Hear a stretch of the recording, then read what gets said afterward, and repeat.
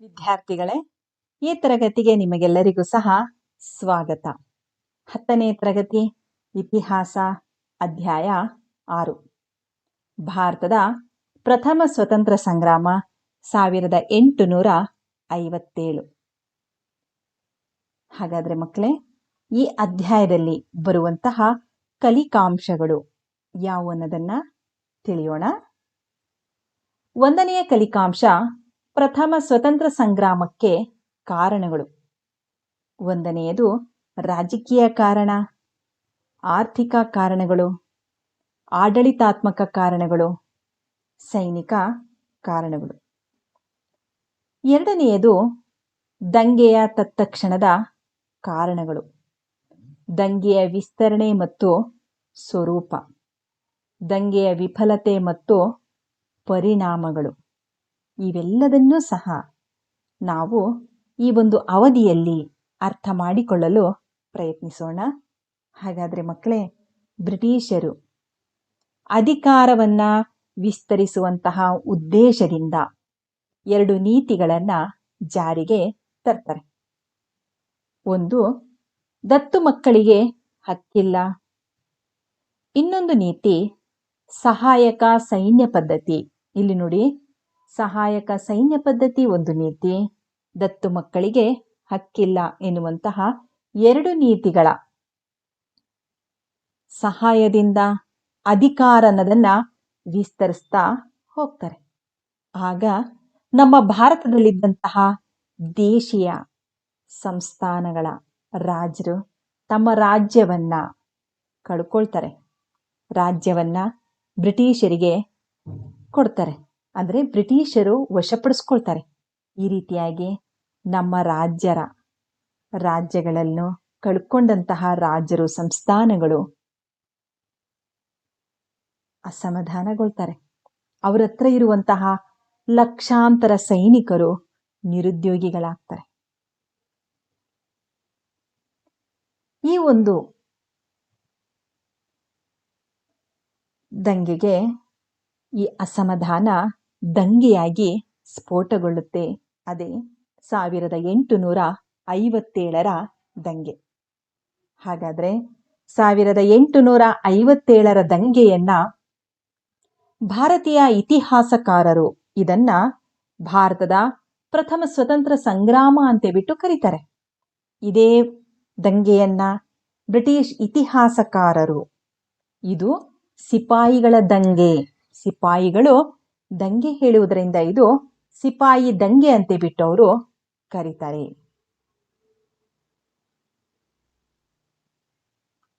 ಹಾಗಾದ್ರೆ ಮಕ್ಕಳೇ, ಪ್ರಥಮ ಸ್ವತಂತ್ರ ಸಂಗ್ರಾಮಕ್ಕೆ ಮೊದಲ ಕಾರಣಗಳು. 1ನೆಯ ಕಾರಣ ರಾಜಕೀಯ ಕಾರಣಗಳು. ಈ ಕಲಿಕಾಂಶದಲ್ಲಿ ಬರುವಂತಹ ಅಂಶಗಳನ್ನು ನಾವು ಅರ್ಥ ಮಾಡ್ಕೊಳ್ಳೋಣ. 1ನೆಯ ಅಂಶ, ಬ್ರಿಟಿಷರು ಜಾರಿಗೆ ತಂದಿದ್ದಂತಹ ದತ್ತು ಮಕ್ಕಳಿಗೆ ಹಕ್ಕಿಲ್ಲ ಎಂಬ ನೀತಿಯಿಂದಾಗಿ ಹಲವು ದೇಶೀಯ ರಾಜರು ತಮ್ಮ ರಾಜ್ಯಗಳನ್ನ ಕಳೆದುಕೊಳ್ಬೇಕಾಗುತ್ತೆ. ಅಂತಹ ರಾಜ್ಯಗಳು ಯಾವುವು ಅನ್ನೋದನ್ನು ನೋಡೋಣವಾ? ಸತಾರಾ, ಜೈಪುರ, ಝಾನ್ಸಿ, ಉದಯಪುರ ಮೊದಲಾದ ಸಂಸ್ಥಾನಗಳು ಬ್ರಿಟಿಷರ ವಶವಾಗ್ತವೆ. ಡಾಲ್ ಹೌಸಿಯು ತಂಜಾವೂರು ಮತ್ತು ಕರ್ನಾಟಿಕ್ ನವಾಬರಿದ್ದ ರಾಜ ಪದವಿಗಳನ್ನು ಸಹ ರದ್ದು ಮಾಡ್ತಾನೆ. ಡಾಲ್ ಹೌಸಿ ದತ್ತು ಮಕ್ಕಳಿಗೆ ಹಕ್ಕಿಲ್ಲ ಅನ್ನುವಂತಹ ನೀತಿಯನ್ನ ಜಾರಿಗೆ ತರ್ತಾರೆ. ಈ ನೀತಿಯ ಪ್ರಕಾರ ಯಾವ ದೇಶೀಯ ದೊರೆಗೆ ಮಕ್ಕಳಿಲ್ಲದಿದ್ದರೆ ಆ ಸಂಸ್ಥಾನ ಅನ್ನೋದು ಬ್ರಿಟಿಷ್ ಸಾಮ್ರಾಜ್ಯಕ್ಕೆ ಹೋಗುತ್ತೆ. ಈ ರಾಜ ಪದವಿಯನ್ನ ರದ್ದುಪಡಿಸಿದಾಗ ತಂಜಾವೂರು ಮತ್ತು ಕರ್ನಾಟಿಕ್ ನವಾಬರ ಹತ್ರ ಇದ್ದಂತಹ ಲಕ್ಷಾಂತರ ಸೈನಿಕರು ನಿರುದ್ಯೋಗಿಗಳಾಗ್ತಾರೆ. ಇದು ಬ್ರಿಟಿಷರ ವಿರುದ್ಧ 1857ರ ಒಂದು ಪ್ರತಿಭಟನೆಗೆ ಪ್ರೇರಕವಾಗುತ್ತೆ. ಹಾಗಾದ್ರೆ ಮಕ್ಕಳೇ, 1ನೆಯದು ದತ್ತು ಮಕ್ಕಳಿಗೆ ಹಕ್ಕಿಲ್ಲ ಎನ್ನುವಂತಹ ನೀತಿಯಿಂದ ದೇಶೀಯ ಸಂಸ್ಥಾನ ರಾಜರು ರಾಜ್ಯವನ್ನ ಕಳ್ಕೊಳ್ತಾರೆ. ಅಂತಹ ರಾಜ್ಯಗಳು ಯಾವ್ಯಾವ ಅಂತ ಹೇಳಿದ್ರೆ ಸತಾರಾ, ಜೈಪುರ, ಝಾನ್ಸಿ, ಉದಯಪುರ. ತಂಜಾವೂರು ಮತ್ತು ಕರ್ನಾಟಿಕ್ ನವಾಬರ ರಾಜ ಪದವಿಯನ್ನ ರದ್ದುಪಡಿಸಿದಾಗ ಅವ್ರ ಹತ್ರ ಇರುವಂತಹ ಲಕ್ಷಾಂತರ ಸೈನಿಕರು ನಿರುದ್ಯೋಗಿಗಳಾಗ್ತಾರೆ. ಬ್ರಿಟಿಷರ ವಿರುದ್ಧ 1857 ದಂಗೆ ಪ್ರತಿಭಟನೆಗೆ ಪ್ರೇರಕರಾಗುತ್ತೆ. ಹಾಗಾದ್ರೆ ಮಕ್ಕಳೇ, ಜೈಪುರ ರಾಜಸ್ಥಾನದಲ್ಲಿ ಬರುತ್ತೆ. ಉದಯಪುರ, ಸತಾರಾ, ಝಾನ್ಸಿ ನೀವೆಲ್ಲರೂ ಸಹ ಕೇಳಿದಿರಾ. ಝಾನ್ಸಿ ರಾಣಿ ಲಕ್ಷ್ಮೀಬಾಯಿ ತನ್ನ ದತ್ತು ಪುತ್ರರನ್ನ ಬೆನ್ನಿಗೆ ಕಟ್ಕೊಂಡು ಹೋರಾಟವನ್ನ ಮಾಡ್ತಾಳೆ. ಬ್ರಿಟಿಷರ ವಿರುದ್ಧ ಹೋರಾಟ ಮಾಡಿ ತನ್ನ ಹೆಸರು ಅನ್ನೋದು ಇಲ್ಲಿಯವರೆಗೆ ಸಹ ಅಜರಾಮರವಾಗಿ ಉಳಿಸಿರೋದನ್ನ ನಾವು ನೋಡ್ತೀವಿ. ಮೊಘಲ್ ಚಕ್ರವರ್ತಿ ಔದ್ನ ನವಾಬ ಔದ್ನ ನವಾಬ ಮೊದಲಾದ ರಾಜರುಗಳನ್ನು ಇಂಗ್ಲಿಷರು ಅಧಿಕಾರದಿಂದ ಪದಚ್ಯುತಗೊಳಿಸ್ತಾರೆ. ಇವೆಲ್ಲ ಅಂಶಗಳು ರಾಜಕೀಯ ಕಾರಣದಲ್ಲಿ ಬರುತ್ತೆ. ಹಾಗಾದ್ರೆ ಮಕ್ಕಳೇ, ನಿಮಗೆ 3 ಅಂಕದ ಪ್ರಶ್ನೆಗೆ ಈ ಅಂಶಗಳೆಲ್ಲವೂ ಸಹ ನೀವು ಬರೆದ್ರೆ ನಿಮಗೆ 3 ಅಂಕಗಳು ಬರುತ್ತೆ. ನಂತರ ಬರುವಂತಹ ಒಂದು ಕಲಿಕಾಂಶ ಆರ್ಥಿಕ ಕಾರಣಗಳು. ಆರ್ಥಿಕ ಕಾರಣಗಳಲ್ಲಿ ಮೊದಲನೆಯ ಅಂಶ ಕೈಗಾರಿಕಾ ಕ್ರಾಂತಿ. ಕೈಗಾರಿಕಾ ಕ್ರಾಂತಿ ಅನ್ನೋದು ಇಂಗ್ಲೆಂಡಿನಲ್ಲಿ ಆಗುತ್ತೆ. ಇಂಗ್ಲೆಂಡ್ ಅನ್ನೋದು ಕೈಗಾರಿಕೆಗಳ ಒಂದು ಕಾರ್ಯಾಗಾರವಾಗಿರುತ್ತೆ. ಈ ಕೈಗಾರಿಕಾ ಕ್ರಾಂತಿಯಿಂದ ಹೊಸ ಹೊಸ ಬೃಹತ್ ಕೈಗಾರಿಕೆಗಳು ಇಂಗ್ಲೆಂಡಿನಲ್ಲಿ ಸ್ಥಾಪನೆ ಆಗುತ್ತೆ. ಆ ಕೈಗಾರಿಕೆಗಳಿಗೆ ಬೇಕಾದಂತಹ ಹತ್ತಿ ಮುಂತಾದ ಕಚ್ಚಾ ವಸ್ತುಗಳು ಭಾರತದಿಂದ ರಫ್ತಾಗುತ್ತೆ. ಇಂಗ್ಲೆಂಡಿನಲ್ಲಿ ಸಿದ್ಧವಸ್ತುವಾದಂತಹ ಬಟ್ಟೆ, ಈ ಉಣ್ಣೆ ಬಟ್ಟೆ ಇವೆಲ್ಲವೂ ಸಹ ಭಾರತಕ್ಕೆ ಬಂದು ಕಡಿಮೆ ಬೆಲೆಗೆ ಮಾರಾಟ ಆಗುತ್ತೆ. ಹಾಗಾದ್ರೆ ನಮ್ಮ ಭಾರತದಲ್ಲಿದ್ದಂತಹ ಕರಕುಶಲ ಕೈಗಾರಿಕೆಗಳಿಂದ, ದೇಶೀಯ ಕೈಗಾರಿಕೆಗಳಿಂದ ಆದಂತಹ ಬಟ್ಟೆ ಸ್ವಲ್ಪ ದುಬಾರಿಯಾಗಿರುತ್ತೆ. ಆ ಬಟ್ಟೆಯನ್ನ ಯಾರೂ ಸಹ ಕೊಂಡ್ಕೊಳ್ಳಲ್ಲ. ಈ ರೀತಿಯಾಗಿ ಕರಕುಶಲ ಮತ್ತು ದೇಶೀಯ ಕೈಗಾರಿಕೆಗಳು, ಬಟ್ಟೆ ಮತ್ತೆ ಉಣ್ಣೆ ಕೈಗಾರಿಕೆಗಳು ಅವನತಿಯಾಗಿ ಶಿಥಿಲಗೊಳ್ತಾರೆ. ಇವರೂ ಸಹ ಹಲವಾರು ಜನ ನಿರುದ್ಯೋಗಿಗಳಾಗ್ತಾರೆ. ಕೆಲಸವನ್ನ ಕಳ್ಕೊಂಡು ಲಕ್ಷಾಂತರ ಜನರು ನಿರುದ್ಯೋಗಿಗಳಾಗ್ತಾರೆ. ನಮ್ಮ ದೇಶದಲ್ಲಿ ತಯಾರಾದಂತಹ ಬಟ್ಟೆಗೆ ಇಂಗ್ಲೆಂಡಿನಲ್ಲಿ ರಫ್ತಾದಾಗ ಇಂಗ್ಲೆಂಡ್ನಲ್ಲಿ ದುಬಾರಿ ಸುಂಕವನ್ನ ವಿಧಿಸ್ತಾರೆ. ಆಗ ಅಲ್ಲಿಯೂ ಸಹ ಯಾವುದೇ ಬಟ್ಟೆನೂ ಸಹ ಮಾರಾಟ ಆಗಲ್ಲ. ಈ ರೀತಿಯಾಗಿ ನಮ್ಮ ಒಂದು ಬಟ್ಟೆ ಎಲ್ಲೂ ಸಹ ಮಾರಾಟವಾಗದೆ ಬಟ್ಟೆಯನ್ನ ತಯಾರು ಮಾಡುವಂತಹರು ನಿರುದ್ಯೋಗಿಗಳಾಗಿ ಲಕ್ಷಾಂತರ ಜನರು ಪ್ರಾಣವನ್ನೂ ಸಹ ಕಳ್ಕೊಳ್ತಾರೆ. ಇದರ ಜೊತೆಗೆ ಜಮೀನ್ದಾರಿ ಪದ್ಧತಿ ಅನ್ನೋದು ಜಾರಿಗೆ ತರ್ತಾರೆ. ಬಂಗಾಳದಲ್ಲಿ ಇವೆಲ್ಲ ಪ್ರದೇಶದಲ್ಲಿ ಜಮೀನ್ದಾರಿ ಪದ್ಧತಿಯಿಂದ ರೈತರು ಶೋಷಣೆಗೊಳಗಾಗ್ತಾರೆ. ರೈತರು ಮತ್ತು ಸರ್ಕಾರದ ಮಧ್ಯವರ್ತಿಯಾದಂತಹ ಜಮೀನ್ದಾರ ರೈತರಿಂದ ಹೆಚ್ಚಿನ ಒಂದು ತೆರಿಗೆಯನ್ನ ವಸೂಲಿ ಮಾಡ್ತಾ ಇರ್ತಾನೆ. ಬರಗಾಲ ಬಂದಂತಹ ಅತಿವೃಷ್ಟಿ ಅನಾವೃಷ್ಟಿ ಬಂದಾಗ್ಲೂ ಸಹ ರೈತ ಇಂತಿಷ್ಟು ಕಂದಾಯವನ್ನ ಸರ್ಕಾರಕ್ಕೆ ಕೊಡಬೇಕಾಗಿರುತ್ತೆ. ಈ ರೀತಿಯಾಗಿ ರೈತ ಬೆಳೆದೇ ಇರ್ಲೂ ಸಹ ಆತ ಕಂದಾಯ ಕೊಡಬೇಕಾಗಿರುತ್ತೆ. ಜಮೀನ್ದಾರರಿಂದ ಶೋಷಣೆಗೆ ಒಳಗಾಗ್ತಾನೆ. ಸಾಲದಲ್ಲೇ ಹುಟ್ಟಿ ಸಾಲದಲ್ಲೇ ಬೆಳೆದು ಸಾಲದಲ್ಲೇ ಸಾಯುವಂತಹ ಸ್ಥಿತಿ ರೈತನಿಗಾಗಿರುತ್ತೆ. ಹಾಗಾದ್ರೆ ದೇಶೀಯ ಕೈಗಾರಿಕೆಗಳಲ್ಲಿ ಕೆಲಸ ಮಾಡುವಂತಹ ಕೆಲಸಗಾರರು, ಕಾರ್ಮಿಕರು ನಿರುದ್ಯೋಗಿಗಳಾಗ್ತಾರೆ. ಜಮೀನ್ದಾರ ಪದ್ಧತಿಯಿಂದ ಶೋಷಣೆಗೊಳಗಾದಂತಹ ರೈತರು ಸಹ ಶೋಷಣೆಗೊಳಗಾಗ್ತಾರೆ. ಇನಾಮ್ ಆಯೋಗವನ್ನ ನೇಮಕ ಮಾಡಿ ಇನಾಮ್ ಭೂಮಿಯನ್ನು ಸಹ ವಾಪಸ್ಸು ಕಸಿದುಕೊಳ್ತಾರೆ. ಈ ರೀತಿಯಾಗಿ ಇವೆಲ್ಲ ಅಂಶಗಳು ಆರ್ಥಿಕ ಕಾರಣದಲ್ಲಿ ನಾವು ಬರಿಬೇಕು ಮಕ್ಕಳೇ. ಗೃಹ ಕೈಗಾರಿಕೆಗಳು ತೀವ್ರ ಆರ್ಥಿಕ ನಷ್ಟವನ್ನ ಅನುಭವಿಸಿ ಶಿಥಿಲಗೊಳ್ತವೆ. ಭಾರತದ ವಸ್ತುಗಳನ್ನು ಇಂಗ್ಲೆಂಡಿನಲ್ಲಿ ಮಾರಲು ಇಂಗ್ಲಿಷರು ದುಬಾರಿ ಸುಂಕವನ್ನ ಹೇರ್ತಾರೆ. ನೋಡಿ, ಈ ಒಂದು ಚಿತ್ರ ನೋಡಿದ್ರೆ ನಿಮಗೇನು ಗೊತ್ತಾಗುತ್ತೆ? ಇಂಗ್ಲೆಂಡಿನಲ್ಲಿ ಗೃಹ ಕೈಗಾರಿಕೆಗಳನ್ನದು ಸ್ಥಾಪನೆ ಆಗಿರುತ್ತೆ. ನಮ್ಮ ದೇಶದಲ್ಲಿ ಬೆಳೆಯುವಂತಹ ಹತ್ತಿಯನ್ನ ಈ ಒಂದು ಇಂಗ್ಲೆಂಡಿಗೆ ರಫ್ತು ಮಾಡ್ತಾರೆ ಹಡಗಿನ ಮೂಲಕ ಕಡಿಮೆ ಬೆಲೆಯಲ್ಲಿ. ನೋಡಿ, ಇಲ್ಲಿ ಮಾರಾಟ ಮಾಡ್ತಾರೆ. ಇಲ್ಲಿ ಸಿದ್ಧ ವಸ್ತುವನ್ನ ತಂದು ನಮ್ಮ ಭಾರತ ದೇಶಕ್ಕೆ ಮಾರಾಟ ಮಾಡ್ತಾರೆ. ಹಾಗಾದ್ರೆ ಕೈಗಾರಿಕಾ ಕ್ರಾಂತಿ ಇಂಗ್ಲೆಂಡಿನಲ್ಲಿ ಆಯ್ತು. ಕೈಗಾರಿಕಾ ಕ್ರಾಂತಿಯಿಂದಾಗಿ ಭಾರತದ ಕರಕುಶಲ ಮತ್ತು ದೇಶೀಯ ಕೈಗಾರಿಕೆಗಳು ಕ್ಷೀಣಿಸ್ತವೆ. ಇಂಗ್ಲೆಂಡ್ ಕೇವಲ ವ್ಯಾಪಾರಿ ರಾಷ್ಟ್ರವಾಗಿರದೆ ಒಂದು ಕೈಗಾರಿಕೆಗಳ ಕಾರ್ಯಾಗಾರನೂ ಸಹ ಆಗುತ್ತೆ. ಭಾರತದಲ್ಲಿದ್ದಂತಹ ಕರಕುಶಲಗಾರರು ನಿರುದ್ಯೋಗಿಗಳಾಗ್ತಾರೆ. ಬಟ್ಟೆ ಮತ್ತು ಉಣ್ಣೆ ಕೈಗಾರಿಕೆಗಳು ಅವನತಿಯನ್ನ ಹೊಂದಿ ನೇಕಾರರು ಉದ್ಯೋಗವನ್ನ ಕಳೆದುಕೊಳ್ತಾರೆ. ಈ ರೀತಿಯಾಗಿ ಲಕ್ಷಾಂತರ ಜನರು ಉದ್ಯೋಗವನ್ನ ಕಳೆದುಕೊಳ್ಳುವಂತಹ ಸ್ಥಿತಿ ಆರ್ಥಿಕ ಕಾರಣದಲ್ಲಿ ಬರುತ್ತೆ. ಇನಾಮ್ ಆಯೋಗವನ್ನ ನೇಮಿಸಿ ಈ ಆಯೋಗ ಏನು ಮಾಡುತ್ತೆ? ಇನಾಮ್ ಭೂಮಿಯನ್ನ ವಾಪಸ್ ಪಡೆಯುತ್ತೆ. ನಂತರ ಬರುವಂತಹ ಒಂದು ಕಲಿಕಾಂಶ ಆಡಳಿತಾತ್ಮಕ ಕಾರಣಗಳು, ನಾಗರಿಕ ಮತ್ತು ಅಪರಾಧ ಕಾಯ್ದೆಗಳು. ಇಂಗ್ಲಿಷರು ಹೊಸ ನಾಗರಿಕ ಮತ್ತು ಅಪರಾಧ ಕಾಯ್ದೆಗಳನ್ನ ಜಾರಿಗೆ ತರ್ತಾರೆ. ಮಕ್ಕಳೇ, ನಾಗರಿಕ ಮತ್ತು ಅಪರಾಧ ಕಾಯ್ದೆಯನ್ನ ಯಾರು ತರ್ತಾರೆ? ಇಂಗ್ಲಿಷರು ತರ್ತಾರೆ. ಆಂಗ್ಲ ಭಾಷೆ ನ್ಯಾಯಾಲಯದ ಭಾಷೆ ಆಗಿರುತ್ತೆ. ಈ ಆಂಗ್ಲ ಭಾಷೆ ಇಂಗ್ಲಿಷ್ ಭಾಷೆ ಭಾರತೀಯ ಜನಸಾಮಾನ್ಯರಿಗೆ ಅರ್ಥವಾಗದೆ ತೀರ್ಪು ಅನ್ನೋದು ಬ್ರಿಟಿಷರ ಕರೆಗೆ ಹೋಗಿರುತ್ತೆ. ಹೊಸ ಕಾನೂನಿನ ಆಶಯಗಳು ಸರಿಯಾಗಿ ಭಾರತೀಯರಿಗೆ ಅರ್ಥ ಆಗ್ತಿರ್ಲಿಲ್ಲ. ಅವರಿಗೆ ಇದ್ದಂತಹ ಪ್ರತ್ಯೇಕ ನಿಯಮಗಳು ಪಕ್ಷಪಾತವನ್ನ ಮಾಡ್ತಾ ಇರ್ತಾರೆ.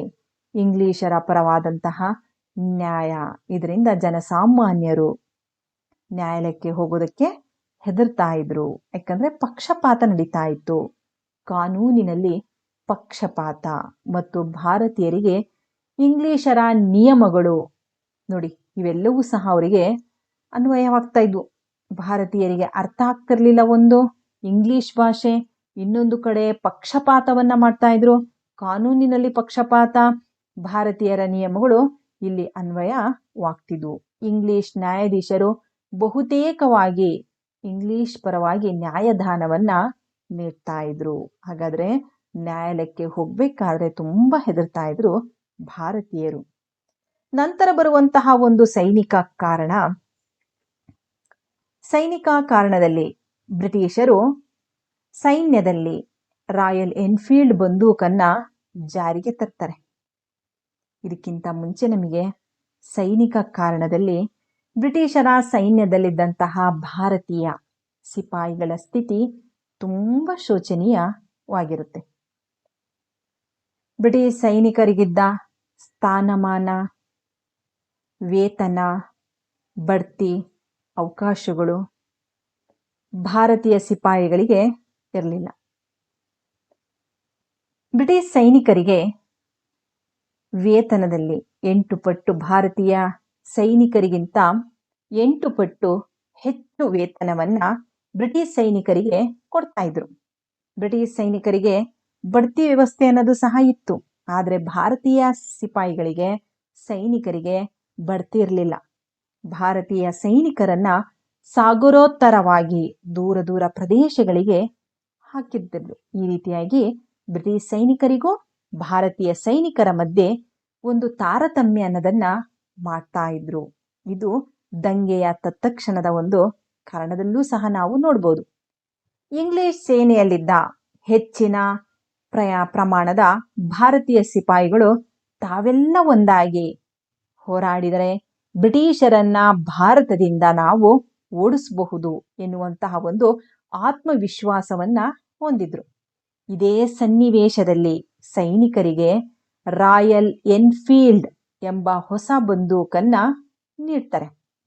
ಈ ಬಂದೂಕನ್ನ ಬಳಸಿ ಅಂತೆ ಬಿಟ್ಟವರು ಆಜ್ಞೆಯನ್ನೂ ಸಹ ಮಾಡ್ತಾರೆ. ಆದ್ರೆ ಈ ಬಂದೂಕಿನಲ್ಲಿದ್ದಂತಹ ತುಪಾಕಿಗಳಿಗೆ ಹಂದಿ ಮತ್ತು ಹಸುವಿನ ಕೊಬ್ಬನ್ನ ಸವರಿದ್ದಾರೆ ಅಂತೆ ಬಿಟ್ಟು ಒಂದು ವದಂತಿ ಹಬ್ಬುತ್ತೆ. ಹಿಂದೂಗಳಿಗೆ ಹಸು ಪವಿತ್ರವಾದರೆ ಮುಸ್ಲಿಮರಿಗೆ ಹಂದಿ ನಿಷಿದ್ಧವಾಗಿರುತ್ತೆ. ಈ ವದಂತಿಯು ದಂಗೆಗೆ ಕಾರಣನೂ ಸಹ ಆಗುತ್ತೆ. ನೋಡಿ, ಸೈನಿಕ ಕಾರಣದಲ್ಲಿ ಸ್ಥಾನಮಾನ, ಉನ್ನತವಾದಂತಹ ಸ್ಥಾನಮಾನ ಬ್ರಿಟಿಷ್ ಸೈನಿಕರಿಗೆ ದೊರೀತಾ ಇತ್ತು. ಬ್ರಿಟಿಷ್ ಸೈನಿಕರಿಗೆ ವೇತನ ಅದು ಹೆಚ್ಚಿಗಿತ್ತು. ಭಾರತೀಯ ಸೈನಿಕರಿಗಿಂತ 8 ಪಟ್ಟು ಹೆಚ್ಚು ವೇತನವನ್ನ ಬ್ರಿಟಿಷ್ ಸೈನಿಕರಿಗೆ ಕೊಡ್ತಾ ಇದ್ರು. ಬಡ್ತಿ ಅನ್ನೋದು ಬ್ರಿಟಿಷ್ ಸೈನಿಕರಿಗೆ ಇತ್ತು, ಆದರೆ ಭಾರತೀಯ ಸೈನಿಕರಿಗೆ ಬಡ್ತಿ ವ್ಯವಸ್ಥೆ ಇರಲಿಲ್ಲ. ಬ್ರಿಟಿಷ್ ಸೈನಿಕರಿಗೆ ಸಾಗರೋತ್ತರ ಸೇವೆಯನ್ನ ಒದಗಿಸ್ತಾ ಇದ್ರು. ಸಾಗರದ ಆಚೆ ಸಾಗರೋತ್ತರ ಸೇವೆಗಳನ್ನ ಮಾಡಬೇಕಾಗಿತ್ತು ಭಾರತೀಯ ಸೈನಿಕರು. ಅದೇ ಬ್ರಿಟಿಷ್ ಸೈನಿಕರು ಒಳ್ಳೆ ಸ್ಥಾನದಲ್ಲಿ, ಉತ್ತಮವಾದಂತಹ ಸ್ಥಾನದಲ್ಲಿ ಸೇವೆಯನ್ನ ಸಲ್ಲಿಸ್ತಾ ಇದ್ರು. ರಾಯಲ್ ಎನ್ಫೀಲ್ಡ್ ಬಂದೂಕನ್ನ ಬಳಸಿ ಅನ್ನುವಂತಹ ಆಜ್ಞೆ ಮಾಡಿದ್ದು. ಇವೆಲ್ಲವೂ ಸಹ ಸೈನಿಕ ಕಾರಣಗಳು. ಒಂದನೆಯದು ಸ್ಥಾನಮಾನ, ವೇತನ, ಬಡ್ತಿ, ಸಾಗರೋತ್ತರ ಸೇವೆ, ರಾಯಲ್ ಎನ್ಫೀಲ್ಡ್ ಬಂದೂಕು, ಇವೆಲ್ಲವೂ ಸಹ ಸೈನಿಕ ಕಾರಣದಲ್ಲಿ ಬರುತ್ತೆ. ಹಾಗಾದ್ರೆ ಮುಂದಕ್ಕೆ ಹೋಗೋಣ ಮಕ್ಕಳೇ. ರಾಯಲ್ ಎನ್ಫೀಲ್ಡ್ ಎನ್ನುವಂತಹ ಹೊಸ ಬಂದೂಕನ್ನ ನೀಡಿದ್ರು. ಇದು ನೋಡಿ, ಇದೇನ್ ಕಾಣಿಸ್ತಾ ಇದೆ ಅಂದ್ರೆ ತುಪಾಕಿ. ಈ ತುಪಾಕಿಗೆ ಹಂದಿ ಮತ್ತು ಹಸುವಿನ ಕೊಬ್ಬು ಸವಿರಿದ್ದಾರೆ ಅನ್ನುವಂತಹ ವದಂತಿ ಬರುತ್ತೆ. ಇದನ್ನ ಬಾಯಲ್ಲಿ ಕಚ್ಚಿ ಇದನ್ನ ಬಳಸಬೇಕಾಗಿರುತ್ತೆ. ಇದು ವಿರೋಧಿಸ್ತಾರೆ. ಮುಸ್ಲಿಮರಿಗೆ ಹಂದಿ ನಿಷಿದ್ಧವಾದರೆ ಹಿಂದೂಗಳಿಗೆ ಪವಿತ್ರವಾದಂತಹ ಹಸು, ಇವೆರಡೂ ಸಹ ಸೈನಿಕರಲ್ಲಿ ಅಸಮಾಧಾನ ಅನ್ನೋದು ಉಂಟಾಗುತ್ತೆ. ನೋಡಿ, ಹಸುವಿನ ಕೊಬ್ಬು, ಹಂದಿಯ ಕೊಬ್ಬು ಈ ತುಪಾಕಿಗೆ ಸವರಿದ್ದಾರೆ ಎನ್ನುವಂತಹ ವದಂತಿ ಹಬ್ಬುತ್ತೆ. ದಂಗೆಯ ಸ್ಫೋಟ. ಬ್ಯಾರಕ್ಪುರದಲ್ಲಿ ಸೈನಿಕ ಪಡೆಯಲ್ಲಿ ಹಬ್ಬಿದಂತಹ ಈ ವದಂತಿ ತೀವ್ರ ಅಸಮಾಧಾನಕ್ಕೆ ಕಾರಣ ಆಗುತ್ತೆ. ನೋಡಿ, ರಾಯಲ್ ಎನ್ಫೀಲ್ಡ್ ಬಂದೂಕನ್ನ ಬಳಸಲೇಬೇಕು ಅಂತ ಬಿಟ್ಟು, ಅವರು ಉಪಯೋಗಿಸ್ಲೇಬೇಕು ಅಂತ ಬಿಟ್ಟು ಆಜ್ಞೆಯನ್ನ ಮಾಡ್ತಾರೆ. ಅದೇ ಸಂದರ್ಭದಲ್ಲಿ ಬ್ಯಾರಕ್ಪುರದ ಸೈನಿಕ ಪಡೆಯಲ್ಲಿ ಈ ವದಂತಿ ಹಬ್ಬುತ್ತೆ. ತೀವ್ರವಾಗಿ ಅಸಮಾಧಾನಗೊಂಡಂತಹ ಸೈನಿಕರಲ್ಲಿ ಒಬ್ಬ ಮಂಗಲ್ ಪಾಂಡೆ. ನೋಡಿ, ಆ ಸೈನಿಕರಿಗೆ ತುಪಾಕಿಯನ್ನ ಹಲ್ಲಿನಿಂದ ಕಚ್ಚಿ ತೆಗೆಯುವಂತೆ ಇಂಗ್ಲಿಷರು ಆದೇಶಿಸಿದಾಗ ಇದನ್ನ ತಿರಸ್ಕಾರ ಮಾಡ್ತಾರೆ. ಸೇನಾಧಿಕಾರಿಗಳ ವಿರುದ್ಧ ಬ್ಯಾರಕ್ಪುರದ ಸೈನಿಕರು ಬಂಡಾಯವೇಳ್ತಾರೆ. ಇದೇ ಸಂದರ್ಭದಲ್ಲಿ ಮಂಗಲ್ ಪಾಂಡೆ ಎಂಬ ಸೈನಿಕನು, ಅಂದ್ರೆ ಮೇಲಾಧಿಕಾರಿಯ ಮೇಲೆ ಏನ್ ಮಾಡ್ತಾನೆ, ವಿರುದ್ಧ ಹೋರಾಟವನ್ನ ಮಾಡ್ತಾನೆ. ಬ್ಯಾರಕ್ಪುರದ ಸೈನಿಕರು ಬಂಡಾಯವೇಳ್ತಾರೆ. ಇದೇ ಸಂದರ್ಭದಲ್ಲಿ ಮಂಗಲ್ ಪಾಂಡೆ ಎಂಬ ಸೈನಿಕನು ಬ್ರಿಟಿಷ್ ಸೈನ್ಯದ ಅಧಿಕಾರಿಯನ್ನ, ಮೇಜರ್ ಹಟ್ಸ್ ಎನ್ನುವಂತಹ ಅಧಿಕಾರಿಯನ್ನ ಕೊಲ್ತಾನೆ. ಇದರ ಪರಿಣಾಮವಾಗಿ ಮಂಗಲ್ ಪಾಂಡೆಯನ್ನ ಗಲ್ಲಿಗೆ ಏರಿಸ್ತಾರೆ. ಈ ರೀತಿಯಾಗಿ ಈ ಒಂದು ಸೈನಿಕ ಕಾರಣದಲ್ಲಿ ಸೈನಿಕರ ಒಂದು ದಂಗೆ ಅನ್ನೋದು ಪ್ರಾರಂಭ ಆಗುತ್ತೆ ಬ್ಯಾರಕ್ಪುರದಿಂದ. ದಂಗೆಯ ಹರಡುವಿಕೆ.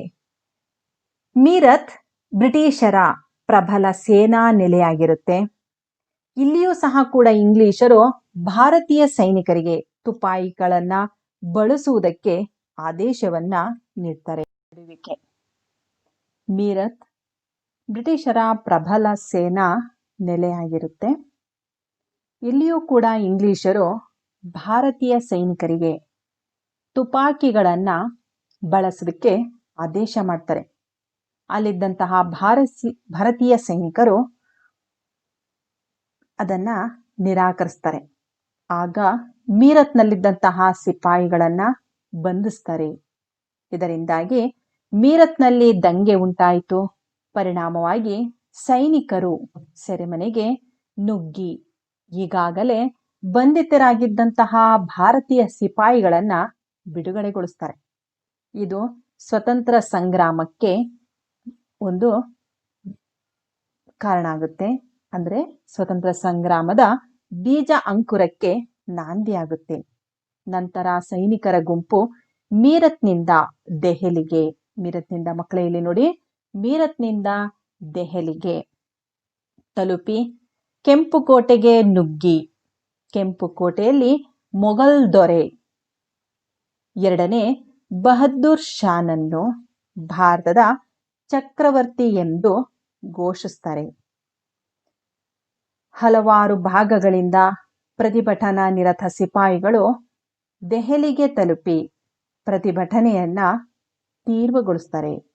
ತೀವ್ರಗೊಂಡಂತಹ ಒಂದು ಪ್ರತಿಭಟನೆ, ಕಾಡ್ಗಿಚ್ಚಿನಂತೆ ಪ್ರತಿಭಟನೆಯು ದೆಹಲಿ, ಕಾನ್ಪುರ ಮತ್ತು ಝಾನ್ಸಿಗಳಿಗೂ ಸಹ ಹರಡುತ್ತೆ. ಮೀರತ್ನಿಂದ ದೆಹಲಿಗೆ ದಂಗೆ ಪ್ರತಿಭಟನೆ ಅನ್ನೋದು ಪ್ರಾರಂಭ ಆಗುತ್ತೆ. ಮೀರತ್ನಿಂದ ದೆಹಲಿಗೆ, ದೆಹಲಿಯಿಂದ ಕಾನ್ಪುರಕ್ಕೆ, ಕಾನ್ಪುರದಿಂದ ಝಾನ್ಸಿಗೆ ಈ ದಂಗೆ ಅನ್ನೋದು ಹರಡುತ್ತೆ. ಮತ್ತೊಮ್ಮೆ ನೋಡಿ ಮಕ್ಕಳೇ, ರಾಯಲ್ ಎನ್ಫೀಲ್ಡ್ ಬಂದೂಕನ್ನ ಬಳಸುವುದಕ್ಕೆ ಆದೇಶವನ್ನ ಕೊಡ್ತಾರೆ. ಮೀರತ್ನಲ್ಲಿ ಬ್ರಿಟಿಷರ ಒಂದು ಪ್ರಬಲ ಸೇನಾ ನೆಲೆಯಾಗಿರುತ್ತೆ. ಇಲ್ಲಿಯೂ ಕೂಡ ಇಂಗ್ಲಿಷರು ಭಾರತೀಯ ಸೈನಿಕರಿಗೆ ತುಪಾಯಿಗಳನ್ನ ಬಳಸೋದಕ್ಕೆ ಆದೇಶವನ್ನ ಕೊಡ್ತಾರೆ. ಭಾರತೀಯ ಸೈನಿಕರು ಅದನ್ನ ನಿರಾಕರಿಸ್ತಾರೆ. ಆಗ ಸಿಪಾಯಿಗಳನ್ನ ಬಂಧನದಲ್ಲಿಡ್ತಾರೆ. ಇದರಿಂದಾಗಿ ಮೀರತ್ನಲ್ಲಿ ದಂಗೆ ಅನ್ನೋದು ಉಂಟಾಗುತ್ತೆ. ಪರಿಣಾಮವಾಗಿ ಸೈನಿಕರು ಸೆರೆಮನೆಗೆ ನುಗ್ಗಿ ಬಂಧಿತರಾಗಿದ್ದಂತಹ ಭಾರತೀಯ ಸಿಪಾಯಿಗಳನ್ನ ಬಿಡುಗಡೆಗೊಳಿಸ್ತಾರೆ. ಇದು ಸ್ವತಂತ್ರ ಸಂಗ್ರಾಮದ ಒಂದು ಬೀಜ ಅಂಕುರಕ್ಕೆ ನಾಂದಿಯಾಗುತ್ತೆ. ನಂತರ ಸೈನಿಕರ ಗುಂಪು ಮೀರತ್ನಿಂದ ದೆಹಲಿಗೆ ಬರ್ತಾರೆ. ಅವರು ಕೆಂಪು ಕೋಟೆಗೆ ನುಗ್ಗಿ ಮೊಘಲ್ ದೊರೆ 2ನೇ ಬಹದ್ದೂರ್ ಶಾನನ್ನು ಭಾರತದ ಚಕ್ರವರ್ತಿ ಅಂತ ಬಿಟ್ಟು ಘೋಷಣೆ ಮಾಡ್ತಾರೆ. ಹಲವು ಭಾಗಗಳಿಂದ ಪ್ರತಿಭಟನಾ ನಿರತ ಸಿಪಾಯಿಗಳು ದೆಹಲಿಗೆ ತಲುಪ್ತಾರೆ. ಇದರಿಂದಾಗಿ ಪ್ರತಿಭಟನೆಯು ತೀವ್ರ ಸ್ವರೂಪವನ್ನ ತಾಳುತ್ತೆ. ಈ ದಂಗೆ ಮೀರತ್, ಕಾನ್ಪುರ್ ಮತ್ತು ಝಾನ್ಸಿಗೂ ಸಹ ಈ ದಂಗೆ ಅನ್ನೋದು ಹರಡುತ್ತೆ. ಈ ರೀತಿಯಾಗಿ ದಂಗೆ ಅನ್ನೋದು ಹರಡುವಿಕೆಗೆ ಕಾರಣವಾಗುತ್ತೆ.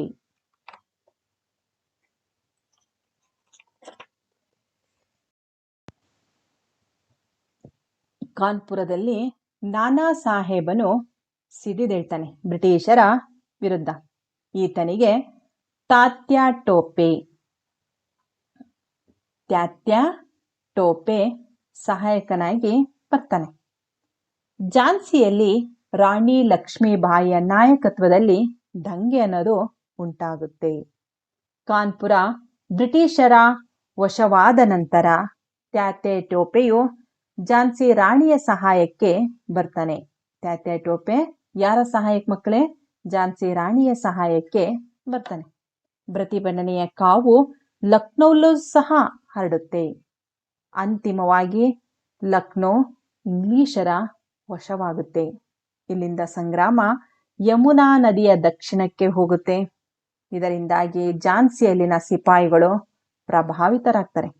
ದತ್ತು ಮಕ್ಕಳಿಗೆ ಹಕ್ಕಿಲ್ಲ ಎನ್ನುವಂತಹ ನೀತಿಯಿಂದ ಕೆರಳಿದ ಝಾನ್ಸಿ ರಾಣಿ ಲಕ್ಷ್ಮೀಬಾಯಿಯೂ ಸಹ ಬ್ರಿಟಿಷರ ವಿರುದ್ಧ ಯುದ್ಧವನ್ನ ಸಾರ್ತಾಳೆ. ಯುದ್ಧ ಮಾಡಿ ಗ್ವಾಲಿಯರನ್ನ ವಶಕ್ಕೆ ಪಡ್ಕೊಳ್ತಾಳೆ. ಮತ್ತೊಮ್ಮೆ ಬ್ರಿಟಿಷರ ವಿರುದ್ಧ ನಡೆದ ಹೋರಾಟದಲ್ಲಿ ಶೌರ್ಯದಿಂದ, ವೀರಾವೇಶದಿಂದ ಹೋರಾಡಿ ರಾಣಿಯು ಅಸುನೀಗ್ತಾಳೆ.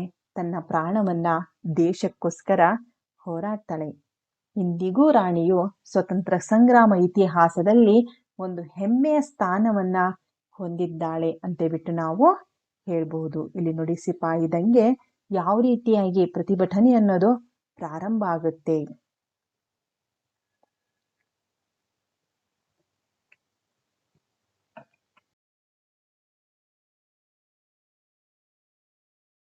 ಬರುವಂತಹ ಕಲಿಕಾಂಶ ದಂಗೆಯ ವಿಫಲತೆಗೆ ಕಾರಣಗಳು. 1857ರಲ್ಲಿ ನಡೆದ ಪ್ರಥಮ ಸ್ವತಂತ್ರ ಸಂಗ್ರಾಮವು ಹಲವಾರು ಕಾರಣಗಳಿಂದ ವಿಫಲವಾಯಿತು. ಒಂದನೆಯ ಕಾರಣ ಇಡೀ ಭಾರತವನ್ನ ವ್ಯಾಪಿಸಿದ ದಂಗೆ ಆಗಿರಲಿಲ್ಲ. 1857ರ ದಂಗೆ ಇಡೀ ಭಾರತದಲ್ಲಿ ಏನಾದರೂ ಈ ದಂಗೆ ಆಗ್ತಾ ಇದ್ರೆ 1857ರಲ್ಲೇ ಬ್ರಿಟಿಷರನ್ನ ಭಾರತದಿಂದ ಹೊಡೆದೂಡಿಸ್ಬೋದಾಗಿತ್ತು. ಆದರೆ ಈ ದಂಗೆ ಮಾತ್ರ ಎಲ್ಲಾ ಕಡೆನೂ ಸಹ ಹಬ್ಲಿಲ್ಲ. ಇದು ದೇಶೀಯ ಬಿಡುಗಡೆಗಾಗಿ ನಡೆದಕ್ಕೋಸ್ಕರ ಅಲ್ಲ, ರಾಜ ರಾಣಿಯರ ಸ್ವಹಿತಾಸಕ್ತಿ ಮತ್ತು ಹಕ್ಕುಗಳಿಗಾಗಿ ನಡೆದಿತ್ತು. ಇದು ಯೋಜಿತವಾದಂತಹ ದಂಗೆಯಾಗಿರದೆ ಅನಿರೀಕ್ಷಿತ ಕಾರಣಗಳಿಂದ ಪ್ರೇರೇಪಿತವಾಗಿತ್ತು.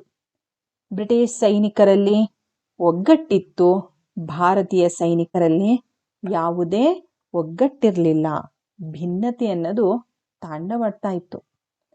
ಭಾರತೀಯರಲ್ಲಿದ್ದಂತಹ ಯುದ್ಧ ತಂತ್ರದಲ್ಲಿ ಯಾವುದೇ ಒಂದು ತರಬೇತಿ ಇರಲಿಲ್ಲ, ಸೈನಿಕ ತರಬೇತಿ ಇರಲಿಲ್ಲ.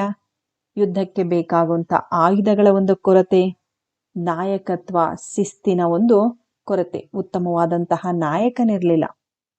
ಸಿಪಾಯಿಗಳಿಗೆ ಮಾರ್ಗದರ್ಶನ ಮಾಡಲು ಒಳ್ಳೆಯ ನಾಯಕನಿರಲಿಲ್ಲ. ಸಿಪಾಯಿಗಳಲ್ಲಿ, ಭಾರತೀಯ ಸಿಪಾಯಿಗಳಲ್ಲಿ ಶಿಸ್ತು ಅನ್ನೋದು ಇರಲಿಲ್ಲ. ಇವೆಲ್ಲ ಕೊರತೆ ಅನ್ನೋದು ಭಾರತೀಯರಲ್ಲಿತ್ತು.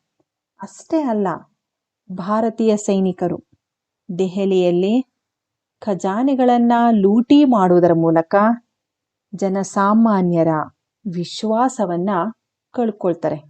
ಲೂಟಿ ದರೋಡೆಯಿಂದ ಸ್ಥಳೀಯ ರಾಜರ ಒಂದು ಅಸಹಕಾರ, ಸ್ಥಳೀಯ ರಾಜರು ಯಾವುದೇ ಒಂದು ಸಹಕಾರ ಮಾಡದೆ ಭಾರತೀಯ ಸೈನಿಕರಿಗೆ ಯಾವುದೇ ಒಂದು ಸಹಾಯ ಮಾಡದೆ ಇದ್ದುದು.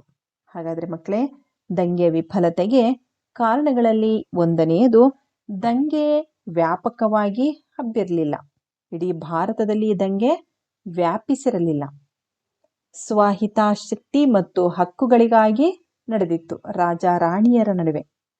ಯಾವುದೇ ಒಂದು ಪ್ಲಾನ್ ಇರಲಿಲ್ಲ, ಯೋಜನೆ ಅನ್ನೋದು ಇರಲಿಲ್ಲ, ಯೋಜನೆಯ ಕೊರತೆ ಇತ್ತು. ಸೈನಿಕರ ನಡುವಿನ ಭಿನ್ನತೆ, ಯುದ್ಧ ತಂತ್ರ, ಉತ್ತಮವಾದಂತಹ ಯುದ್ಧ ಆಯುಧಗಳು ಇರಲಿಲ್ಲ, ಸೈನಿಕರಿಗೆ ಪರಿಣಿತಿಯಾಗಿರಲಿಲ್ಲ, ನಾಯಕತ್ವದ ಕೊರತೆ, ಶಿಸ್ತಿನ ಕೊರತೆ. ಲೂಟಿ ದರೋಡೆಯನ್ನ ಮಾಡಿ ವಿಶ್ವಾಸವನ್ನ ಕಳ್ಕೊಂಡಿದ್ರು ಭಾರತೀಯ ಸಿಪಾಯಿಗಳು. ಭಾರತೀಯ ಸಿಪಾಯಿಗಳಿಗೆ ಯಾವುದೇ ರೀತಿಯ ಸಹಕಾರ ನೀಡದೆ ಇದ್ದುದು. ಇವೆಲ್ಲ ಕಾರಣಗಳಿಂದ 1857ರ ಪ್ರಥಮ ಸ್ವತಂತ್ರ ಸಂಗ್ರಾಮ ವಿಫಲವಾಯಿತು. ಈ ದಂಗೆ ಅನ್ನೋದು ವಿಫಲವಾಗೋದಕ್ಕೆ ಇವೆಲ್ಲ ಕಾರಣಗಳನ್ನ ಬರಿಬೇಕು. ಹಾಗಾದ್ರೆ ಮಕ್ಕಳೇ, ಮುಂದಕ್ಕೆ ಹೋಗೋಣವಾ? ದಂಗೆಯ ಪರಿಣಾಮಗಳು. ಈಸ್ಟ್ ಇಂಡಿಯಾ ಕಂಪನಿಯ ಆಡಳಿತ ಕೊನೆಗೊಳ್ಳುತ್ತೆ. ಯಾವ ಕಂಪನಿ? ಈಸ್ಟ್ ಇಂಡಿಯಾ ಕಂಪನಿ ಆಡಳಿತ ಕೊನೆಗೊಳ್ಳುತ್ತೆ. ಬ್ರಿಟಿಷ್ ಸಾಮ್ರಾಜ್ಞಿಯ ಒಂದು ಆಡಳಿತ ಅನ್ನೋದು ವರ್ಗಾವಣೆ ಆಗುತ್ತೆ. ಈಸ್ಟ್ ಇಂಡಿಯಾ ಕಂಪನಿಯಿಂದ ಬ್ರಿಟಿಷ್ ಸಾಮ್ರಾಜ್ಞಿ ಆಡಳಿತಕ್ಕೆ ವರ್ಗಾವಣೆ ಆಗುತ್ತೆ. ಭಾರತದ ವ್ಯವಹಾರವನ್ನ ನೋಡಿಕೊಳ್ಳಲು ಬ್ರಿಟಿಷ್ ಪಾರ್ಲಿಮೆಂಟಿನ ಭಾರತದ ವ್ಯವಹಾರ ಕಾರ್ಯದರ್ಶಿಗೆ ಈ ಒಂದು ವ್ಯವಹಾರವನ್ನ ಒಪ್ಪಿಸ್ತಾರೆ. 1858ರಲ್ಲಿ ಬ್ರಿಟನ್ನಿನ ರಾಣಿ ಒಂದು ಘೋಷಣೆಯನ್ನೂ ಸಹ ಹೊರಡಿಸ್ತಾಳೆ. ಆ ಘೋಷಣೆಯಲ್ಲಿ ಈ ಅಂಶಗಳು ಇವೆ. ಒಂದನೆಯದು, ಕಂಪನಿಯು ದೇಶೀಯ ರಾಜರೊಂದಿಗೆ ಮಾಡಿಕೊಂಡಿದ್ದಂತಹ ಒಪ್ಪಂದಗಳನ್ನು ಅಂಗೀಕರಿಸ್ತಾರೆ. ಎರಡನೆಯದು, ಪ್ರಾದೇಶಿಕ ವಿಸ್ತರಣೆಯನ್ನ ಕೈಬಿಡ್ತಾಳೆ. ಭಾರತೀಯರಿಗೆ ಸುಭದ್ರ ಸರ್ಕಾರ ಅನ್ನೋದನ್ನ ನೀಡ್ತೀನಿ. ಕಾನೂನಿನ ಮುಂದೆ ಎಲ್ಲರೂ ಸಮಾನರು. ಧಾರ್ಮಿಕ ಸಹಿಷ್ಣುತೆಯೊಂದಿಗೆ ಭಾರತೀಯರ ಧಾರ್ಮಿಕ ವಿಷಯದಲ್ಲಿ ನಾನು ಹಸ್ತಕ್ಷೇಪ ಮಾಡಲ್ಲ. ಭಾರತೀಯರ ಪ್ರೀತಿ, ಬೆಂಬಲ, ವಿಶ್ವಾಸವಿದ್ದರೆ ಮಾತ್ರ ಭಾರತದಲ್ಲಿ ಆಳ್ವಿಕೆ ಮಾಡಲು ಸಾಧ್ಯ ಅಂತ ಬಿಟ್ಟು ಘೋಷಣೆ ಮಾಡ್ತಾಳೆ. ನಾವು ಶಾಂತಿಯಿಂದ ಆಳ್ವಿಕೆ ಮಾಡಲು ಸಾಧ್ಯ. ಬ್ರಿಟಿಷರು ಇವೆಲ್ಲ ವಿಷಯಗಳನ್ನ ಅರಿತಾರೆ. ಬ್ರಿಟಿಷರ ಬಗೆಗೆ ಇದ್ದ ಭಾರತೀಯರ ಅಭಿಪ್ರಾಯಗಳನ್ನ ತಿಳಿದುಕೊಳ್ಳಲು ಒಂದು ಮಾರ್ಗಗಳನ್ನು ಸಹ ಸೃಷ್ಟಿ ಮಾಡಿಕೊಳ್ತಾರೆ.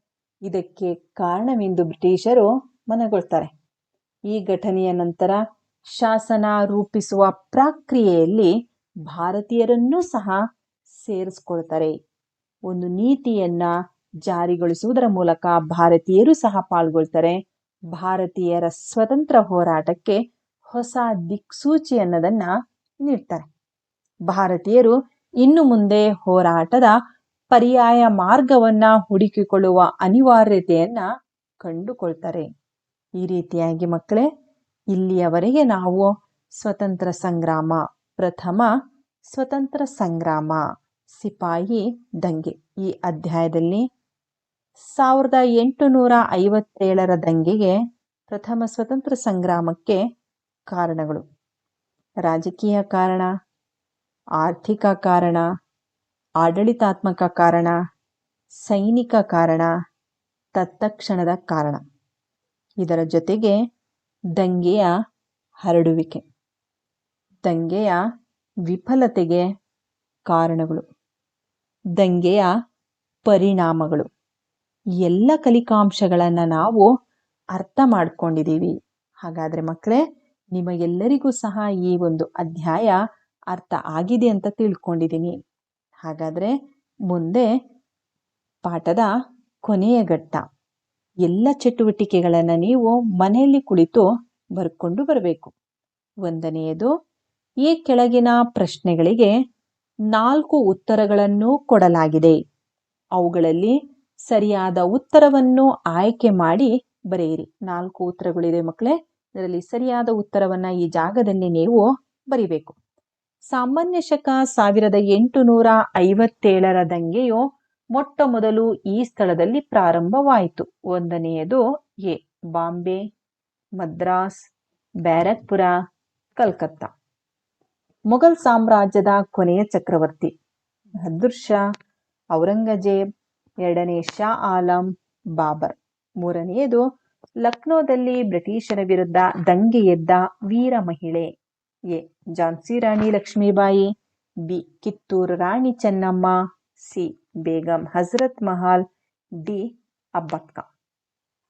ನಾಲ್ಕನೆಯದು, ಸಾಮಾನ್ಯ ಶಕ 1857ರ ದಂಗೆಯ ವಿಫಲತೆಗೆ ಈ ಹೇಳಿಕೆಯು ಪ್ರಮುಖ ಕಾರಣವಾಗಿದೆ. ಎ, ಬ್ರಿಟಿಷ್ ಸೈನಿಕರಲ್ಲಿನ ಒಗ್ಗಟ್ಟು.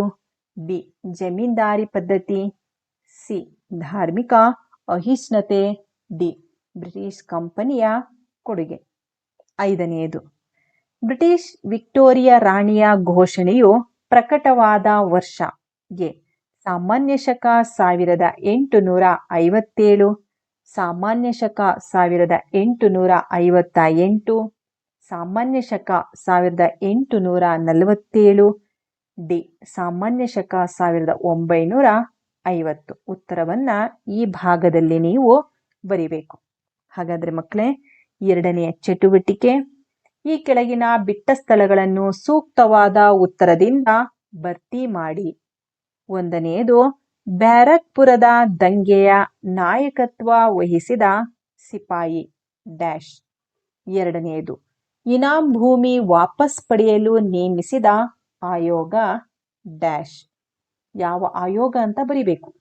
ಮೂರನೆಯದು, ನಾಗರಿಕ ಅಪರಾಧ ಕಾಯ್ದೆಗಳನ್ನು ಜಾರಿಗೆ ತಂದವರು ಡ್ಯಾಶ್.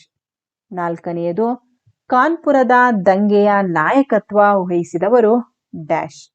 ಐದನೆಯದು, ಭಾರತೀಯರ ಸ್ವತಂತ್ರ ಹೋರಾಟಕ್ಕೆ ಹೊಸ ದಿಕ್ಸೂಚಿ ಡ್ಯಾಶ್. ಈ 5 ಉತ್ತರಗಳಿಗೆ ಈ ಭಾಗದಲ್ಲಿ ನೀವು ಪ್ರಶ್ನೆಗಳಿಗೆ ಉತ್ತರವನ್ನ ಬರಿಬೇಕು. ಅಂದ್ರೆ ಬಿಟ್ಟ ಸ್ಥಳಗಳನ್ನ ಈ ಭಾಗದಲ್ಲಿ ಬರಿಬೇಕು.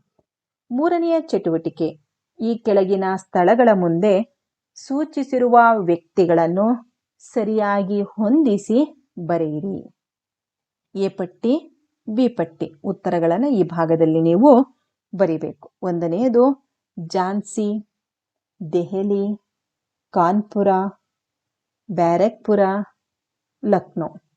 ಎರಡನೇ ಬಹದ್ದೂರ್ ಶಾ, ಬಿ ಪಟ್ಟಿಯಲ್ಲಿ ಮಂಗಲ್ ಪಾಂಡೆ, ರಾಣಿ ಲಕ್ಷ್ಮೀಬಾಯಿ, ಬೇಗಂ ಹಜರತ್ ಮಹಲ್, ತ್ಯಾತ್ಯಾ ಟೋಪೆ, ನಾನಾ ಸಾಹೇಬ್. ಈ ಭಾಗದಲ್ಲಿ ನೀವು ಉತ್ತರವನ್ನ ಬರಿಬೇಕು.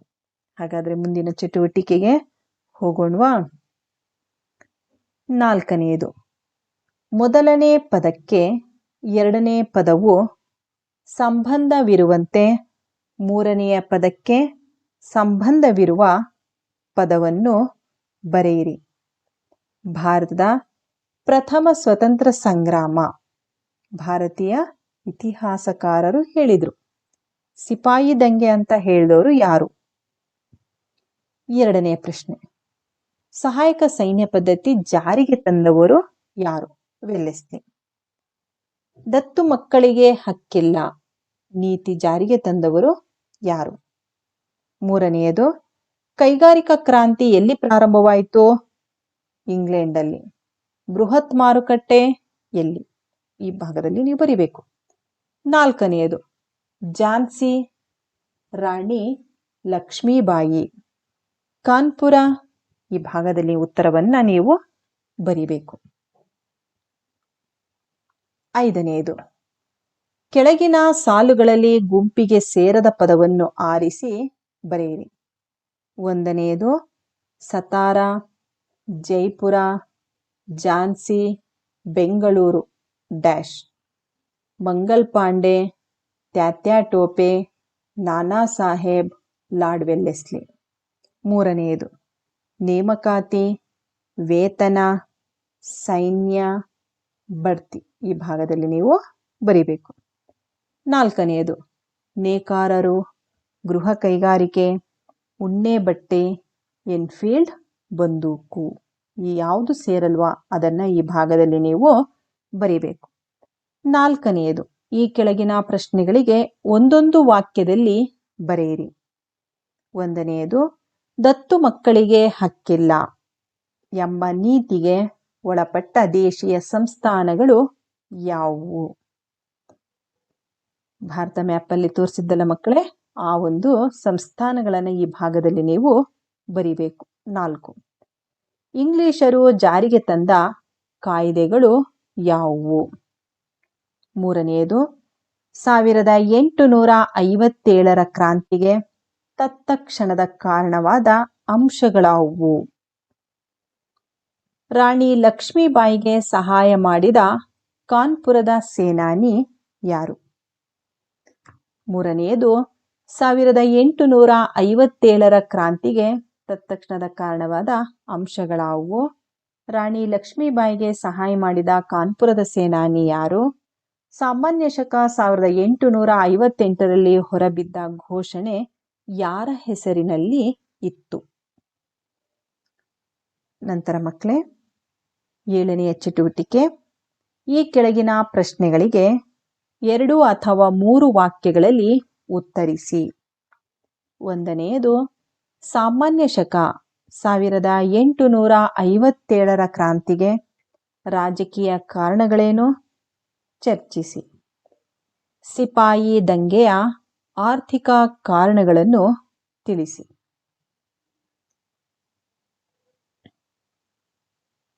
ಸಾಮಾನ್ಯ ಶಕ 1857ರ ಕ್ರಾಂತಿಯ ಆಡಳಿತಾತ್ಮಕ ಮತ್ತು ಸೇನಾ ಕಾರಣಗಳನ್ನು ವಿವರಿಸಿ. 4ನೆಯದು, 1857ರ ಘೋಷಣೆಯ ಪ್ರಮುಖ ಅಂಶಗಳಾವುವು ಅಥವಾ ದಂಗೆಯ ಪರಿಣಾಮಗಳ ಬಗ್ಗೆ ವಿಶ್ಲೇಷಿಸಿ. 8ನೆಯ ಚಟುವಟಿಕೆ, ಈ ಕೆಳಗಿನ ಹೇಳಿಕೆಗಳಲ್ಲಿ ಸರಿ ಅಥವಾ ತಪ್ಪು ಎಂಬುದನ್ನು ಗುರುತಿಸಿ ತಪ್ಪು ಹೇಳಿಕೆಗಳನ್ನು ಸರಿಪಡಿಸಿ ಬರೆಯಿರಿ. ಒಂದನೆಯದು, 1857ರ ದಂಗೆಯನ್ನು ಭಾರತೀಯರು ಸಿಪಾಯಿ ದಂಗೆ ಎಂದು ಕರೆದಿದ್ದಾರೆ. ತಪ್ಪಾದ್ರೆ ಈ ಭಾಗದಲ್ಲಿ ನೀವು ಉತ್ತರ ಬರಿಬೇಕು. ಎರಡನೆಯದು, ದತ್ತು ಮಕ್ಕಳಿಗೆ ಹಕ್ಕಿಲ್ಲ ಎಂಬ ನೀತಿಯನ್ನು ಲಾರ್ಡ್ ವೆಲ್ಲೆಸ್ಲಿ ಜಾರಿಗೆ ತಂದನು. ಮೂರನೆಯದು, ಬ್ರಿಟಿಷ್ ಕೈಗಾರಿಕಾ ಕ್ರಾಂತಿಯಿಂದ ಇಂಗ್ಲೆಂಡ್ ಒಂದು ಬೃಹತ್ ಮಾರುಕಟ್ಟೆಯಾಗಿ ಪರಿವರ್ತನೆಯಾಯಿತು. ಸರಿಯಾದ್ರೆ ಇಲ್ಲಿ ಏಕೆ ಸರಿ ಅನ್ನೋದನ್ನ ಬರೀಬೇಕು. 4ನೆಯದು, ಹೊಸ ಎನ್ಫೀಲ್ಡ್ ಬಂದೂಕುಗಳ ಜಾರಿಯಿಂದ ದಂಗೆ ಪ್ರಾರಂಭವಾಯಿತು. ಸರಿ ತಪ್ಪು. ತಪ್ಪು ಹೇಳಿಕೆಯನ್ನ ಸರಿಪಡಿಸಿ ಬರಿಬೇಕು. ಈ ಕೆಳಗೆ 9ನೆಯದು ಚಟುವಟಿಕೆ, ಭಾರತದ ಭೂಪಟವನ್ನ ರಚಿಸಿ ಕೆಳಗಿನ ಸ್ಥಳಗಳನ್ನು ಗುರ್ತಿಸಿ. ಭಾರತ ನಕ್ಷೆಯನ್ನ ಬರಿಬೇಕು ಮಕ್ಕಳೇ. ಉದಯಪುರ ಯಾವ ಭಾಗದಲ್ಲಿ ಬರುತ್ತೆ ಅನ್ನೋದನ್ನ ಬರಿಬೇಕು. 2ನೆಯದು, ನಾಗಪುರ. ಮೂರನೆಯದು ಝಾನ್ಸಿ, ನಾಲ್ಕನೆಯದು ಕಾನ್ಪುರ, ಐದನೆಯದು ಔದು, ಆರನೆಯದು ದೆಹಲಿ. ದೆಹಲಿ ಎಲ್ಲಿ ಬರುತ್ತೆ ಅನ್ನೋದನ್ನು ನೀವು ಭಾರತ ನಕ್ಷೆಯಲ್ಲಿ ಗುರುತು ಮಾಡಬೇಕು. ನಮ್ಮ ದೇಶದ ರಾಜಧಾನಿ ನೋಡಿ ಮೀರತ್. ಮೀರತ್ ಯಾವ ಭಾಗದಲ್ಲಿ ಬರುತ್ತೆ ಅನ್ನೋದನ್ನ ಬರಿಬೇಕು. ಲಕ್ನೋ, ಬ್ಯಾರಕ್ಪುರ. ಈ ರೀತಿಯಾಗಿ ನಿಮಗೆ ಸ್ಥಳಗಳನ್ನ ಗುರುತು ಮಾಡೋದಕ್ಕೆ ಕೇಳ್ತಾರೆ. ಭಾರತ ನಕ್ಷೆಯನ್ನ ಬಿಡಿಸಿ ಸ್ಥಳಗಳನ್ನ ಗುರುತು ಮಾಡೋದಕ್ಕೆ ನೀವು ಇಲ್ಲಿಂದನೇ ನೀವು ಪ್ರಾಕ್ಟೀಸ್ ಅನ್ನ ಮಾಡಬೇಕು. 10ನೆಯದು ಕೊನೆಯ ಚಟುವಟಿಕೆ. ಈ ಕೆಳಗೆ ಹಿಂದು ಮುಂದಾಗಿ ಅಕ್ಷರಗಳನ್ನ ಕೊಟ್ಟಿದ್ದಾರೆ. ಈ ಕೆಳಗೆ ಹಿಂದು ಮುಂದಾಗಿ ನೀಡಿರುವ ಅಕ್ಷರಗಳನ್ನು ಬಳಸಿ ಅರ್ಥ ಕೊಡುವ ಪದವನ್ನು ರಚಿಸಬೇಕು. ನೋಡಿ, ಒಂದನೆಯದು ಡೇ, ಲಾ, ಪಂ, ಗ, ಮ. ಯಾವ ಅಕ್ಷರ ಬರುತ್ತೆ, ಒಂದು ಪದ ಬರುತ್ತೆ ಅನ್ನೋದನ್ನ ನೀವು ಈ ಭಾಗದಲ್ಲಿ ಬರಿಬೇಕು. ಎರಡನೆಯದು ಮ, ಲಿ, ಹ, ಲ, ಗೆ, ಕ, ದ, ಕಿ, ತು. ಈ ಭಾಗದಲ್ಲಿ ಜೋಡಿಸ್ಬರಿ. ಒಂದು ಪದ ಬರುತ್ತೆ ನೋಡಿ, ಬರುತ್ತೆ, ಅದನ್ನ ನೀವು ಈ ಭಾಗದಲ್ಲಿ ಬರಿಬೇಕು. ಮೂರನೆಯದು, ನಾಲ್ಕನೆಯದು, ಐದನೆಯದು. ಒಂದನ್ನ ನಾನು ಮಾಡಿ ತೋರಿಸ್ತೀನಿ ಮಕ್ಕಳೇ. ಇಲ್ಲಿ ನೋಡಿ, ಮ 0, ಗ ಮಂಗಲ್, ಪ 0 ಡೆ ಮಂಗಲ್ ಪಾಂಡೆ. ಈ ಭಾಗದಲ್ಲಿ ನೀವು ಬರಿಬೇಕು. ಮಂಗಲ್ ಪಾಂಡೆ ಅಂತೇಳಿ ಒಂದು ಪದ ಬಂದಿದೆ, ಇದನ್ನ ನೀವು ಈ ಭಾಗದಲ್ಲಿ ಬರಿಬೇಕು. ಎರಡನೆಯದು ಸಹ ಇದೇ ರೀತಿಯಾಗಿ ಬರಿಬೇಕು. ಮೂರನೆಯದು ಸಹ ಈ ರೀತಿಯಾಗಿ ಬರೆಯೋದನ್ನ ಪ್ರಾಕ್ಟೀಸ್ ಮಾಡ್ಕೊಡಿ. ಹಾಗಾದ್ರೆ ಮಕ್ಕಳೇ, ಇನ್ನೊಮ್ಮೆ ಭಾರತದ ಒಂದು ದಂಗೆ 1857ರ ಪ್ರಥಮ ಸ್ವತಂತ್ರ ಸಂಗ್ರಾಮದ ದಂಗೆಯ ಪರಿಣಾಮಗಳು ಇನ್ನೊಮ್ಮೆ ಪುನರ್ಮನನ ಮಾಡೋಣ. ಈಸ್ಟ್ ಇಂಡಿಯಾ ಕಂಪನಿಯ ಆಡಳಿತ ಕೊನೆಗೊಳ್ಳುತ್ತೆ. ಬ್ರಿಟನ್ನಿನ ರಾಣಿ ಅಂದ್ರೆ ಬ್ರಿಟನ್ ಸಾಮ್ರಾಜ್ಞೆ ಆಡಳಿತ ಅನ್ನೋದು ವರ್ಗಾವಣೆಗೊಳ್ಳುತ್ತೆ. ಭಾರತದ ವ್ಯವಹಾರವನ್ನ ಬ್ರಿಟಿಷ್ ಪಾರ್ಲಿಮೆಂಟಿನ ಭಾರತದ ವ್ಯವಹಾರ ಕಾರ್ಯದರ್ಶಿಗೆ ಒಪ್ಪಿಸ್ತಾರೆ. 1858ರಲ್ಲಿ ಬ್ರಿಟನ್ ರಾಣಿಯು ಒಂದು ಘೋಷಣೆಯನ್ನು ಸಹ ಹೊರಡಿಸ್ತಾಳೆ. ಅದರಲ್ಲಿ ಈ ಕೆಳಗಿನ ಅಂಶಗಳನ್ನದು ಪ್ರಸ್ತಾಪವಾಗಿರುತ್ತೆ. ಕಂಪನಿಯು ದೇಶೀಯ ರಾಜರೊಂದಿಗೆ ಮಾಡಿಕೊಂಡಿದ್ದ ಒಪ್ಪಂದವನ್ನ ಅಂಗೀಕರಿಸ್ತಾಳೆ. ಪ್ರಾದೇಶಿಕ ವಿಸ್ತರಣೆಯ ಆಕ್ಷೇಪವನ್ನು ಸಹ ಕೈಬಿಡ್ತಾಳೆ. ಭಾರತೀಯರಿಗೆ ಸುಭದ್ರ ಸರ್ಕಾರ ನೀಡುವುದು, ಭಾರತೀಯರಿಗೆ ಸುಭದ್ರ ಸರ್ಕಾರ ನೀಡ್ತೀನಿ ಅಂತ ಬಿಟ್ಟು ಭರವಸೆಯನ್ನು ಸಹ ಕೊಡ್ತಾಳೆ. ಕಾನೂನಿನ ಮುಂದೆ ಸಮಾನತೆ. ಧಾರ್ಮಿಕ ಸಹಿಷ್ಣುತೆಯೊಂದಿಗೆ ಭಾರತೀಯರ ಧಾರ್ಮಿಕ ವಿಷಯದಲ್ಲಿ ಹಸ್ತಕ್ಷೇಪ ನಾನು ಮಾಡಲ್ಲ. ಈ ರೀತಿಯಾಗಿ ಭಾರತೀಯರ ಪ್ರೀತಿ, ಬೆಂಬಲ, ವಿಶ್ವಾಸ ಇದ್ರೆ ಮಾತ್ರ ಭಾರತದಲ್ಲಿ ಶಾಂತಿಯುತವಾಗಿ ಆಳ್ವಿಕೆ ಮಾಡಲು ಸಾಧ್ಯ ಅನ್ನೋದನ್ನ ರಾಣಿ ತಿಳಿತಾಳೆ. ಅದಕ್ಕೆ ಅವಳು ಹಲವಾರು ಮಾರ್ಗಗಳನ್ನ ಬಳಸ್ತಾರೆ. ಬ್ರಿಟಿಷರು ಈ ಒಂದು ಕಾನೂನನ್ನ, ಶಾಸನಗಳನ್ನ ರೂಪಿಸುವಂತಹ ಪ್ರಕ್ರಿಯೆಯಲ್ಲಿ ಭಾರತೀಯರನ್ನೂ ಸಹ ಸೇರಿಸ್ಕೊಂಡು ನೀತಿಯನ್ನ ಜಾರಿಗೊಳಿಸ್ತಾರೆ. ಭಾರತೀಯರ ಸ್ವತಂತ್ರ ಹೋರಾಟಕ್ಕೆ ಹೊಸ ದಿಕ್ಸೂಚಿ ಅನ್ನೋದನ್ನ ಈ ಒಂದು ಪಾಠದಲ್ಲಿ ನಮಗೆ ಗೊತ್ತಾಗುತ್ತೆ. ಇನ್ನು ಮುಂದೆ ಹೋರಾಟದ ಪರ್ಯಾಯ ಮಾರ್ಗವನ್ನ ಹುಡುಕಿಕೊಳ್ಳಲು ಭಾರತೀಯರಿಗೆ ಅನಿವಾರ್ಯತೆ ಅನ್ನೋದು ಕಂಡು ಬರುತ್ತೆ. ಹಾಗಾದ್ರೆ ಮಕ್ಕಳೇ, ಈ ಪಾಠ ಅರ್ಥ ಆಗಿದೆ. ಎಲ್ಲ ಗೃಹ ಪಾಠವನ್ನ ಮನೆಯಲ್ಲಿ ಕುಳಿತು ಬರೆದು ನಿಮ್ಮ ಶಿಕ್ಷಕರಿಗೆ ತೋರಿಸಿ. ಧನ್ಯವಾದಗಳು.